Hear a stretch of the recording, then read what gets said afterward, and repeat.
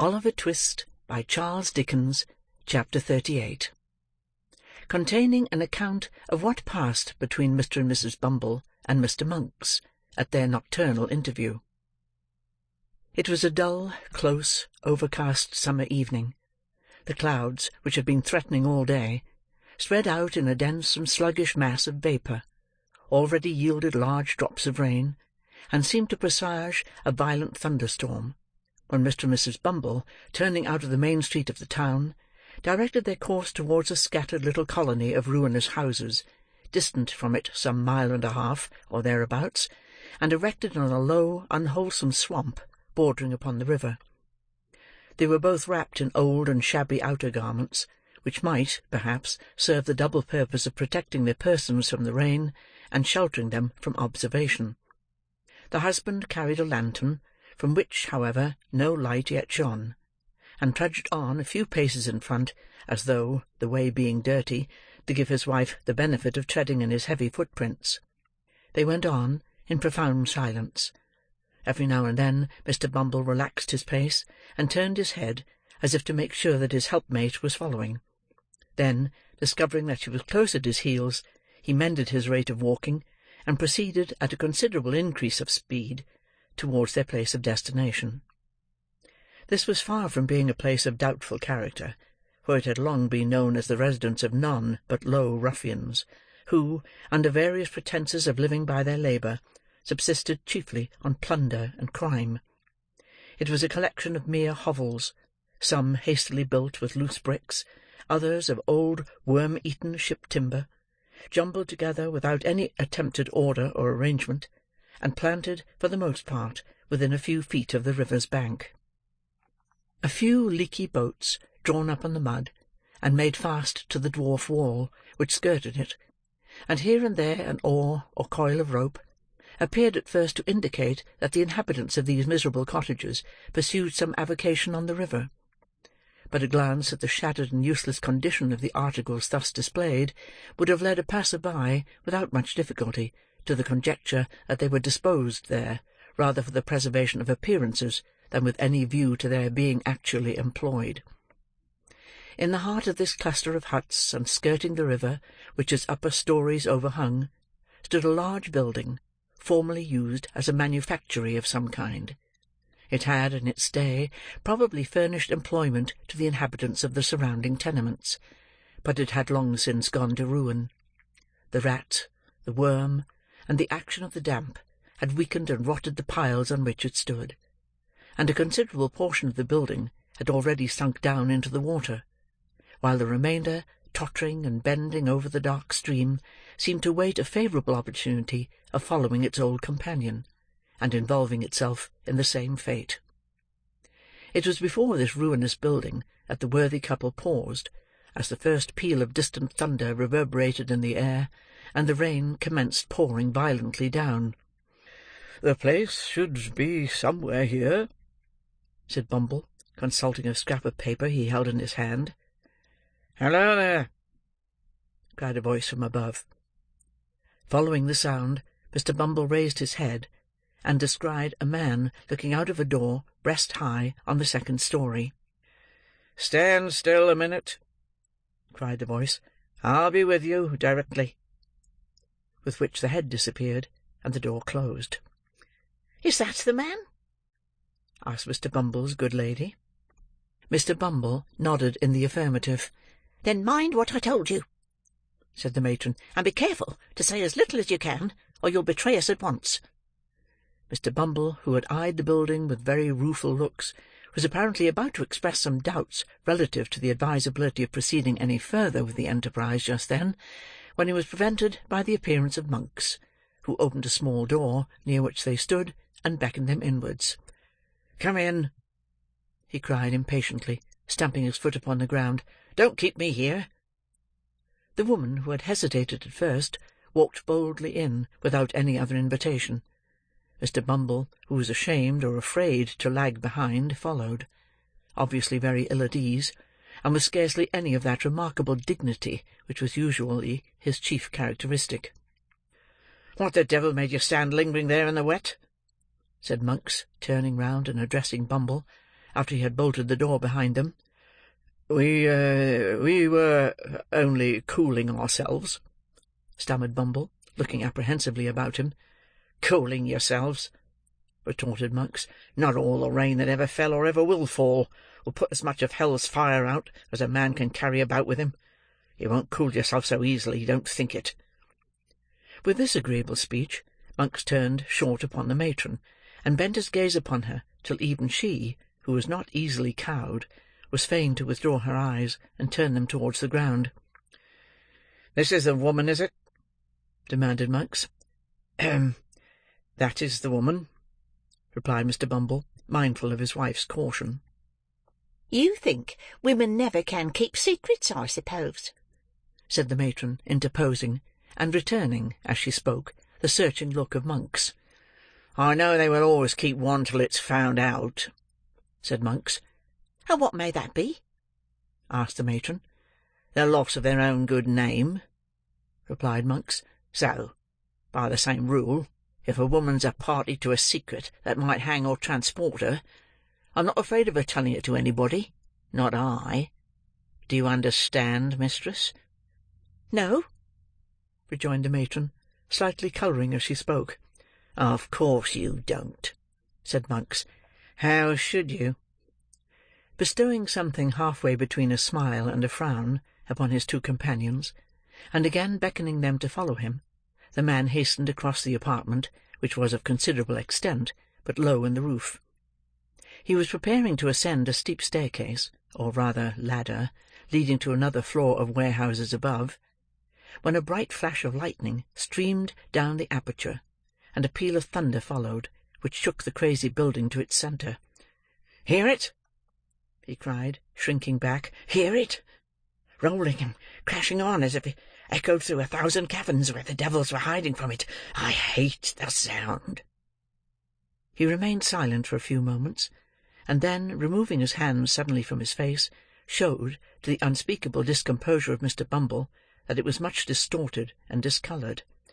"These fits come over me now and then," said Monks, observing his alarm, "and thunder sometimes brings them on. Don't mind me now.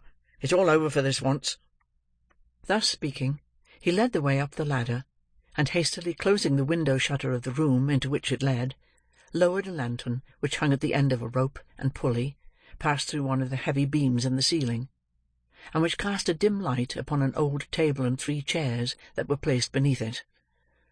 "Now," said Monks, when they had all 3 seated themselves, "the sooner we come to our business, the better for all. The woman knows what it is, does she?" The question was addressed to Bumble, but his wife anticipated the reply by intimating that she was perfectly acquainted with it. "He is right in saying that you were with this hag the night she died, and that she told you something?" "About the mother of the boy you named?" replied the matron, interrupting him. "Yes." "The first question is, of what nature was her communication?" said Monks. "That's the second," observed the woman, with much deliberation. "The first is, what may the communication be worth?" "Who the devil can tell that without knowing of what kind it is?" asked Monks. "Nobody better than you, I am persuaded," answered Mrs. Bumble, who did not want for spirit, as her yoke-fellow could abundantly testify. "Humph!" said Monks, significantly, and with a look of eager inquiry. "There may be money's worth to get, eh?" "Perhaps there may," was the composed reply. "Something that was taken from her?" said Monks. "Something that she wore?" "Something that—" "You had better bid," interrupted Mrs. Bumble. "I've heard enough, already, to assure me that you are the man I ought to talk to." Mr. Bumble, who had not yet been admitted by his better half into any greater share of the secret than he had originally possessed, listened to this dialogue with outstretched neck and distended eyes, which he directed towards his wife and Monks, by turns, in undisguised astonishment, increased, if possible, when the latter sternly demanded what sum was required for the disclosure. "What's it worth to you?" asked the woman, as collectedly as before. "It may be nothing," "It may be £20," replied Monks. "Speak out, and let me know which." "Add £5 to the sum you've named. Give me £25 in gold," said the woman, "and I'll tell you all I know. Not before." £25! exclaimed Monks, drawing back. "I spoke as plainly as I could," replied Mrs. Bumble. "It's not a large sum, either." "Not a large sum for a paltry secret that may be nothing when it's told," cried Monks impatiently, "and which has been lying dead for 12 years past, or more." "Such matters keep well, and, like good wine, often double their value in course of time," answered the matron, still preserving the resolute indifference she had assumed. "As to lying dead, there are those who will lie dead for 12,000 years to come, or 12,000,000, for anything you or I know, who will tell strange tales at last." "What if I pay it for nothing?" asked Monks, hesitating. "You can easily take it away again," replied the matron. "I am but a woman, alone here, and unprotected." "Not alone, my dear, nor unprotected neither," submitted Mr. Bumble, in a voice tremulous with fear. "I am here, my dear, and besides," said Mr. Bumble, his teeth chattering as he spoke, "Mr. Monks is too much of a gentleman to attempt any violence on parochial persons. Mr. Monks is aware that I am not a young man, my dear, and also that I am a little run to seed, as I may say.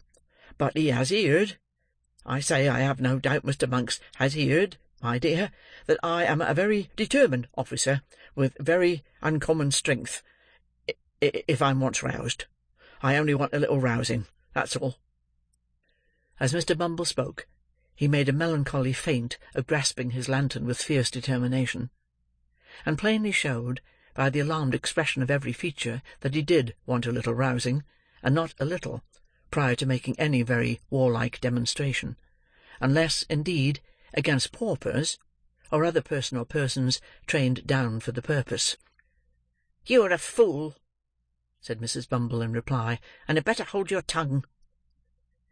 "He had better have it cut out before he came, if he can't speak in a lower tone," said Monks grimly.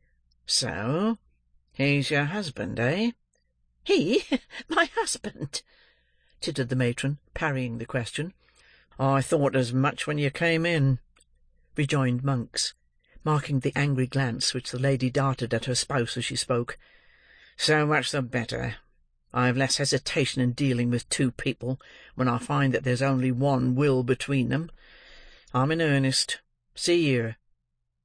He thrust his hand into a side pocket, and producing a canvas bag, told out 25 sovereigns on the table, and pushed them over to the woman. "Now," he said, "gather them up, and when this cursed peal of thunder, which I feel is coming up to break over the housetop, is gone, let's hear your story." The thunder, which seemed in fact much nearer, and to shiver and break almost over their heads, having subsided, Monks, raising his face from the table, bent forward to listen to what the woman should say. The faces of the three nearly touched, as the two men leant over the small table in their eagerness to hear, and the woman also leant forward to render her whisper audible. The sickly rays of the suspended lantern falling directly upon them, aggravated the paleness and anxiety of their countenances, which, encircled by the deepest gloom and darkness, looked ghastly in the extreme. "When this woman that we called old Sally died," the matron began, "she and I were alone." "Was there no one by?" asked Monks in the same hollow whisper. "No sick wretch or idiot in some other bed? No one who could hear, and might, by possibility, understand?" "Not a soul," replied the woman. "We were alone. I stood alone beside the body when death came over it." "Good," said Monks, regarding her attentively. "Go on."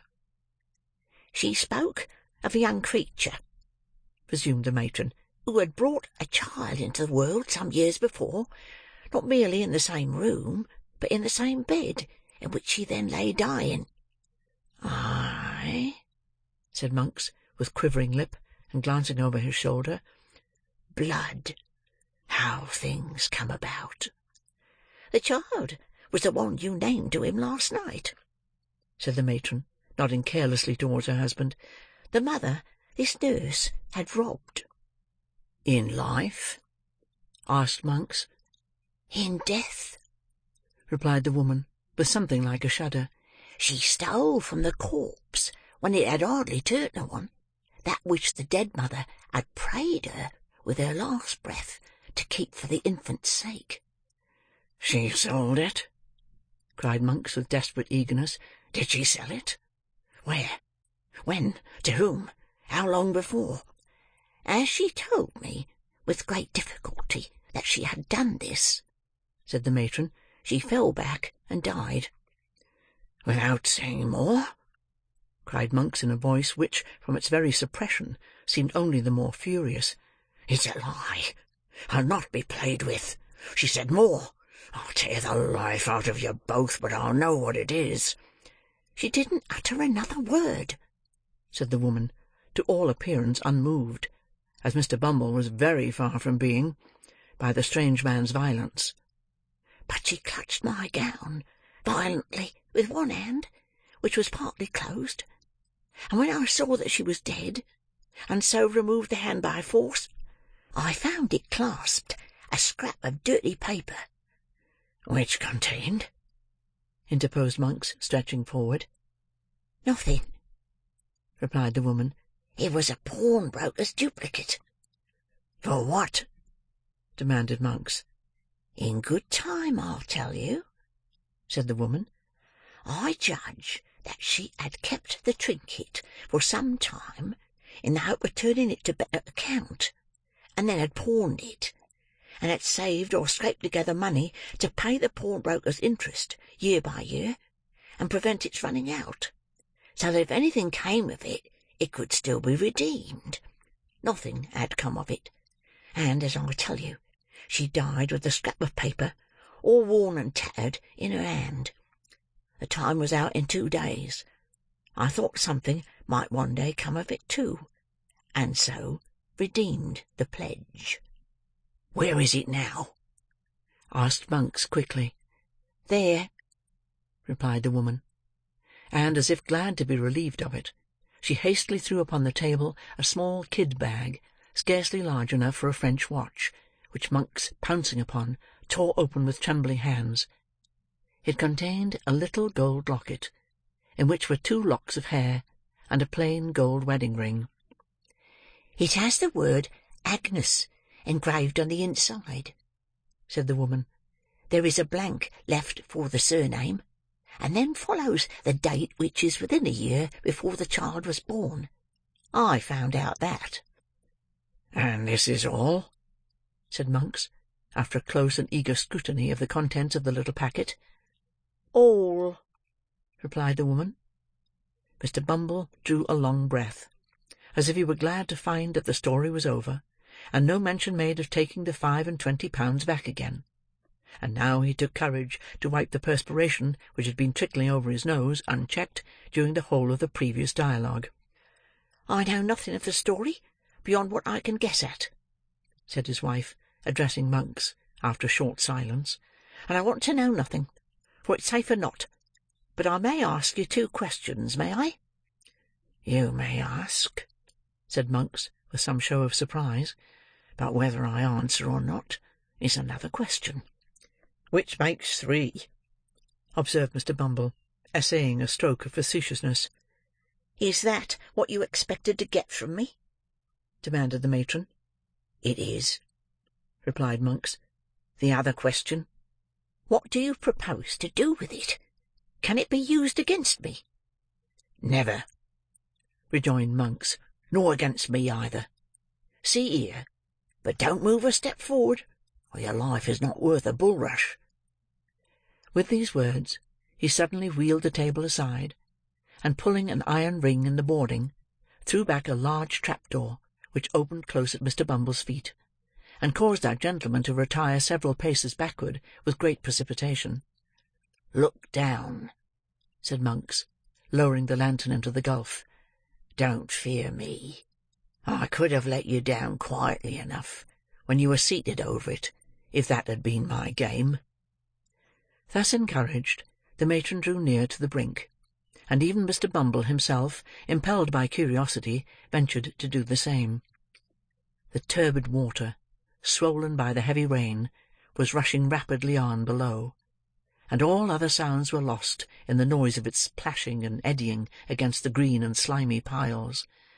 There had once been a water-mill beneath. The tide, foaming and chafing round the few rotten stakes and fragments of machinery that yet remained, seemed to dart onward with a new impulse, when freed from the obstacles which had unavailingly attempted to stem its headlong course. "If you flung a man's body down there, where would it be to-morrow morning?" said Monks, swinging the lantern to and fro in the dark well. 12 miles down the river, and cut to pieces besides," replied Bumble, recoiling at the thought. Monks drew the little packet from his breast, where he had hurriedly thrust it, and, tying it to a leaden weight, which had formed a part of some pulley and was lying on the floor, dropped it into the stream. It fell straight and true as a die, clove the water with a scarcely audible splash, and was gone. The three, looking into each other's faces, seemed to breathe more freely. "There," said Monks, closing the trapdoor, which fell heavily back into its former position. "If the sea ever gives up its dead, as books say it will keep its gold and silver to itself, and that trash among it. We have nothing more to say, and may break up our pleasant party." "By all means," observed Mr. Bumble with great alacrity. "You'll keep a quiet tongue in your head, will you?" said Monks, with a threatening look. "I am not afraid of your wife." "You may depend upon me, young man," answered Mr. Bumble, bowing himself gradually towards the ladder with excessive politeness. "On everybody's account, young man. On my own, you know, Mr. Monks." "I am glad for your sake to hear it," remarked Monks. "Light your lantern, and get away from here as fast as you can." It was fortunate that the conversation terminated at this point, or Mr. Bumble, who had bowed himself to within 6 inches of the ladder, would infallibly have pitched headlong into the room below.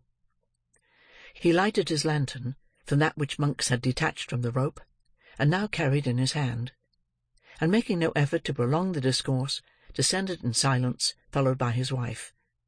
Monks brought up the rear, after pausing on the steps to satisfy himself that there were no other sounds to be heard than the beating of the rain without, and the rushing of the water. They traversed the lower room, slowly and with caution, for Monks started at every shadow; and Mr. Bumble, holding his lantern a foot above the ground, walked not only with remarkable care, but with a marvellously light step for a gentleman of his figure, looking nervously about him for hidden trapdoors. The gate at which they had entered was softly unfastened and opened by Monks. Merely exchanging a nod with their mysterious acquaintance, the married couple emerged into the wet and darkness outside. They were no sooner gone than Monks, who appeared to entertain an invincible repugnance to being left alone, called to a boy who had been hidden somewhere below. Bidding him go first and bear the light, he returned to the chamber he had just quitted. Chapter 38